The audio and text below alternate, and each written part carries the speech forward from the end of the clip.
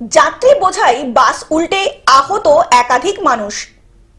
পশ্চিম মেদিনীপুরের শালবনী থানার অন্তর্গত ভাতমোড় এলাকার ঘটনা। যাত্রী বোঝাই বাস উল্টে আহত হলো একাধিক মানুষ।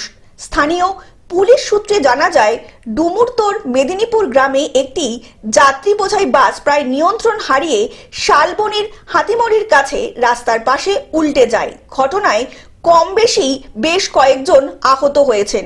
স্থানীয় মানুষ ও পুলিশের সহযোগিতায় আহতদের উদ্ধার করে মেদিনীপুর মেডিকেল কলেজ হাসপাতালে পাঠানো হয়েছে।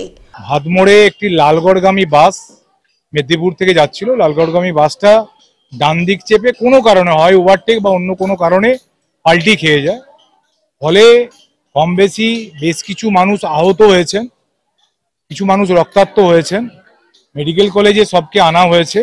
ইতিমধ্যেই 13 জন অ্যাডমিট হয়েছে। হুগলি থেকে কল্যাণ মণ্ডলের রিপোর্ট, গ্লোব নিউজ।